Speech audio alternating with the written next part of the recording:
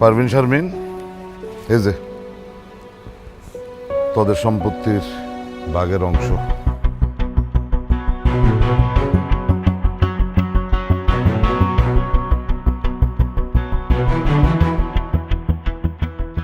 আব্বা, তুমি সব সম্পত্তি আমগো নামে লেখা দিছো?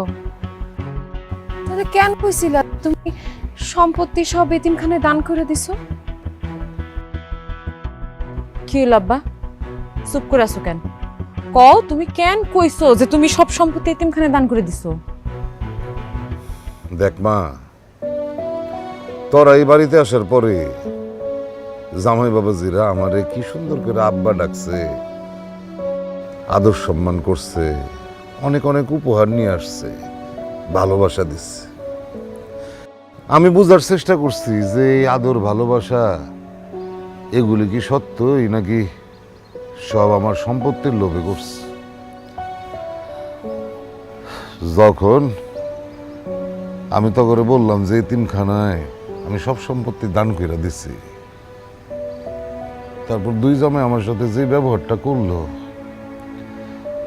আমি বুঝে ফেলাইছি যে আমরা যতই জামাই গো নিজের সন্তান মনে করি না কেন, জামাইদের কাছে আমরা আসলে বাপ মার জায়গাটা নিতে পারিনি।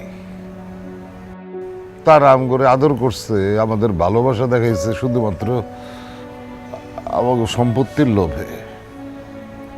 আসলে আমরা মেয়ের জামাইদের যতই নিজের সন্তানের মতন দেখি, এটা আজকে বুঝতে ফেলাইছি যে তারা কোনো সময় শ্বশুর শাশুড়িরে বাপ মা মনে করতে পারে না।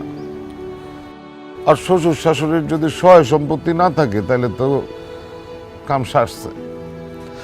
6 মাসেও শ্বশুর শাশুড়ির খোঁজ এই জামাইরা নেয় না। শ্বশুর শাশুড়ি খাইয়া আছে না না খাইয়া আছে তাকে কিছু যায় আসে না। তোমরা আমার বাড়িতে আসার পরে দুই জামাই ঝগড়াঝাটি করছো, মারামারি করছো, কিন্তু বিশ্বাস করো আমি আমি মন থেকে একটু কষ্ট পাই নাই।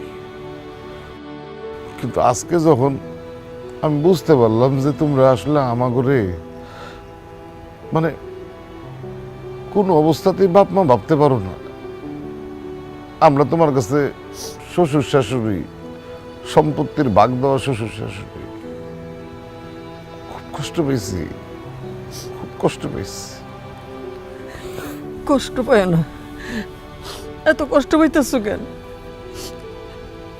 পরের সন্তানরা যে কোনোদিন নিজের সন্তান হয় না, এটা মুরব্বীরা কয় না? জানো জামাই বাবাজিরা, আমাদের এই সংসারে যখন এই যে আমার পারভিন আর আমার শারমিন হইল, আমাদের আত্মীয় স্বজন, বন্ধু বান্ধব, পাড়া প্রতিবেশী সবাই বলছিল হায় হায় দুইটাই মাই হয়েছে, একটা ছেলে হইলো না, তোমাদের অবস্থা কি হইব? বুড়া বয়সে কে দেখবো? মায়েরা তো বিয়ে করে শ্বশুর বাড়ি চলে যাইব, বুড়া বয়সে তোমাদের কে দেখবো? আমি কষ্ট পাইতাম, বিশ্বাস করো, এটা শুনলে আমি মন খারাপ করতাম, কষ্ট পাইতাম। কিন্তু এই যে মানুষটারে দেখছো না, সে আমার কি বলতো জানো? সে আমার বলতো মন খারাপ করো কেন, আমার পারবেন রে, আমার শারমিন রে যখন বিয়ে দিব না, রাজপুত্রের মতন জামাই আসবে। ওরা কি আমাদের জামাই? ওরা আমাদের ছেলে, ওরাই আমাদের সন্তান, ওরাই বুড়া বয়সে আমরা দুজনে দেখবে। কত বড় মুখ করে আমার তখন বলতো। অথচ সম্পত্তি এতিমখানায় লিখে দিছে, এটা শোনার সাথে সাথে ছোট জামাই কি বললা তুমি? এটা এই মানুষটার মরমুখও তুমি দেখতে আসবে না বলতে বললা। আর বড় জামাই তুমি কি বললা?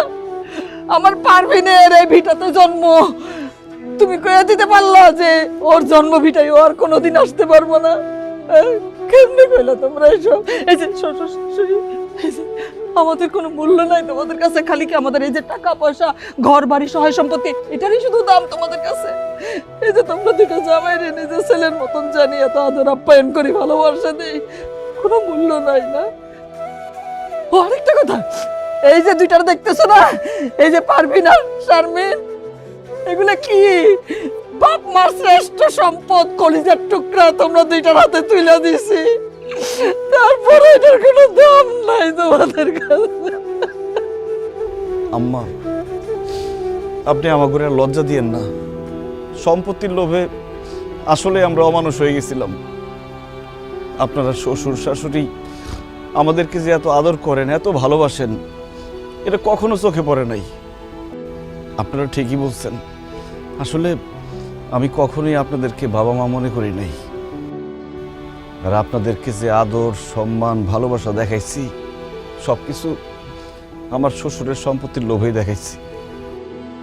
আসলে কি করব কোন আব্বা, লেখাপড়া করছি, কোনো চাকরি বাকরি পাই নাই, বেকার মানুষ, কিভাবে চলবো, কিভাবে সংসার চালামো। আর কয়দিন পরে যখন আমার বাচ্চা কাচ্চা হইব, তা করে কিভাবে মানুষ করুম, কিভাবে বড় করুম, এসব চিন্তা আমার মাথার মধ্যে ঘুরতো। তাই ভাবছিলাম শ্বশুরের সম্পত্তির ভাগ পাইলে ওইটা বেইছে কিছু একটা তো করতে পারুম, বউ বাচ্চা নিয়ে সংসারটা তো চালাইতে পারুম। আব্বা, আম্মা, এই জন্যই আমি সম্পত্তির লোভ করছি। কিন্তু এখন আমি বুঝতে পারছি টাকা পয়সা, সম্পত্তি এগুলো আমি কামাই করতে পারুম, কিন্তু আমার শ্বশুর শাশুড়ির ভালোবাসা এগুলো আমি কোটি টাকা দিয়েও কিনতে পারুম না। আব্বা, এই সম্পত্তি আমার লাগবে না আব্বা, আপনারাই আমার সবচেয়ে বড় সম্পদ। আব্বা হয়েছে কি, আমি তো খুব ছোটবেলায় বাপ মা হারাইছি। বাপ মার ভালোবাসা কি জিনিস সেটা আমি পাই নাই, কিন্তু এই বাড়িতে বিয়ে হওয়ার পর আপনি আম্মা যে ভালোবাসা দিছেন, বাপ মার কথা আর মনেই পড়ে না, বলে এই তো আমার বাপ মা। কিন্তু আম্মা ওই যে চাকরি করি সেই চাকরিতে তো সংসার ঠিকঠাক চলে না। আপনার মেয়ে মাঝে মধ্যেই বলে আমাকে ভবিষ্যৎ কি, তুমি যা ইনকাম করো তাতে তো টানাটানি চলতেছে, একটা বাচ্চা হইলে কি হইব। তাই একটা জিদ চাইবা গেছিল, যদি কোনোভাবে আপনার কাছ থেকে একটু সম্পত্তি নিয়ে সেটা বেচে একটা কিছু করতে পারি। ভুলে গেছিলাম আপনার আদর, ভালোবাসা, স্নেহর কথা, কি মমতা দিছেন আমি করে সব ভুলে গেছিলাম। আমারও কোনো সম্পদ লাগবে না, ওই আলমগীর পেছেন আমাকে আপনার ঘরেই লাগবো। কারণ টাকা পয়সা, জমি জিরাতের যে সম্পদ, ওইটা তো হয়তো জীবনে জোগাড় করতে পারবো, কিন্তু কোনো কারণে যদি আপনারা হারায় যান ওইটা তো পাবো না। আপনারাই আমার সম্পদ, আর আপনাকে দোয়া যদি আমগো লগে থাকে তাইলে আমগো ভবিষ্যতে আমরা কোনো জায়গায় ঠেকবো না। আব্বা, আপনারা মাফ করে দেন। বুঝছে আব্বা, আমার মাফ করে দেন আব্বা, আমি ভুল করছি আব্বা, আব্বা। হয়েছে, উঠো উঠো উঠো উঠো উঠো উঠো উঠো উঠো। সন্তানরা ভুল করলে বাপ মা সেটা মনে রাখে না, আর তোমরা তো তোমাদের ভুল বুঝতে পারছো। আমাদের ভিতরে আর কোনো কষ্ট নেই, কোনো কষ্ট নেই। আব্বা, আম্মা, তোমরা এই বাড়িতে একলা একলা থাকো, তবু দেখার মতো কেউ নাই। তোমরা এই বাড়িতে আর একলা থাকুন লাগবো না, তোমরা আমার লগে আমার জামাইয়ের বাড়িতে থাকবা। হ আব্বা, আপনি আমার ছেলে বলছেন না, এখন থেকে ছেলের বাড়িতে থাকবেন। না, আব্বা আম্মা আমাগো বাড়িতে থাকবো, আমাগোর সাথে। আব্বা তো আমার জামাইরও ছেলে কইছে। কি হলো, তুমি কিছু কও না কেন? তুমি থাকতে তোমার আব্বা আম্মা অন্যের বাড়িতে থাকবো? আরে আলমগীর ছোট মানুষ, কি বলছে? আব্বা আম্মা তো আমার কাছেই থাকবো। না না দুলা ভাই, আপনি এর মধ্যে আইসেন না, আব্বা আম্মা আমার সাথে থাকবো। দূর আলমগীর, হাও কথা কয় না তো ভাই, আব্বা আম্মা আমার কাছেই থাকবো। না না আব্বা, এইসব কথা বলবো না। দুলা ভাই আপনি সরেন তো। আমার কাছে থাকবো ভাই। আব্বা, আপনি আমার বাড়িতে থাকবেন। আলমগীর ব্যাদ তুমি শুরু করছো, আবার তুমি দুলা ভাই দেখেন, আজকে কিন্তু মুরব্বি টুরবি মারুম না, আব্বা আমার বাড়িতে থাকবো। এখন কিন্তু একদম ঘুরে ঘুরে যাবো। না ছাড় কেউ দিবে না, কোনো মতে হার মান